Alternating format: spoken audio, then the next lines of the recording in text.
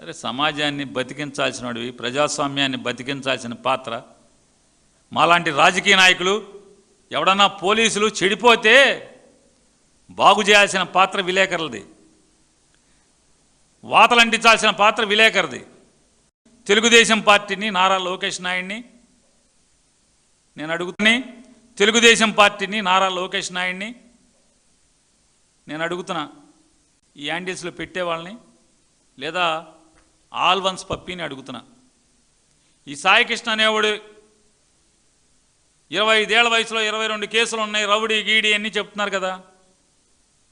మరి ఆడు ఈ 2 ఏళ్లలో జనసేన జెండా మోసినప్పుడు, మీకు ఎలక్షన్లో పనిచేసినప్పుడు, వైఎస్ఆర్ కాంగ్రెస్ పార్టీ వాళ్ళని బూతుల దగ్గర తన్నినప్పుడు అప్పుడు సమ్మగా ఉందే, ఇవాళ ఎందుకనే ఆడు రౌడీ అని చెప్పి మీరు అంటున్నారు?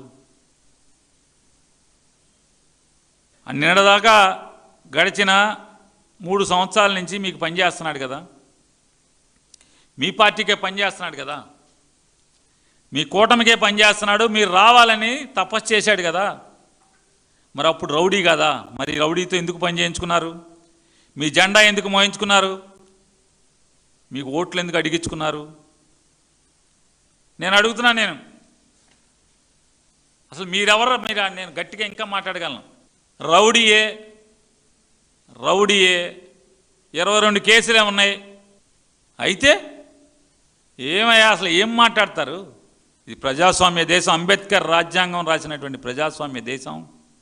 హేమంత్ కర్కరే, విజయ్ సాలాస్కర్, శశాంక్ షిండే, తుకారాం ఓంబ్లే, అశోక్ కామ్టే, వీళ్ళెవరు?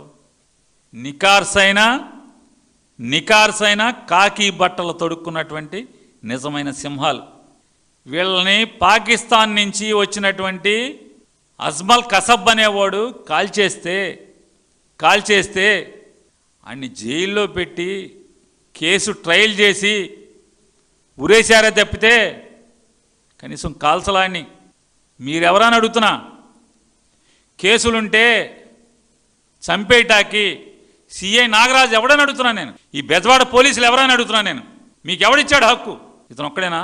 మరి మీ ఎమ్మెల్యేకి ఒకటికి 95 కేసులు ఉన్నాయి కదా, మరి సెల్యూట్లు ఎందుకు కొడుతున్నారు? ఇట్లాంటి ఇదే సిఐ నాగరాజును అక్కడే చంపేయమనండి.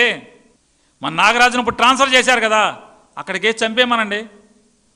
బూడిద కూడా కనపడకుండా చేయమని చెప్పండి. తెలుగుదేశం పార్టీలో ఇంకెవడు రౌడీ షీటర్లు లేడా అని అడుగుతున్నాను. కేసులు ఉన్నోళ్ళు లేరా అని అడుగుతున్నాను. సాయి కృష్ణ అనే అతను నేరం చేస్తే లోపలేయండి, వెంటనే ట్రయల్ జరపండి, ఫాస్ట్ ట్రాక్.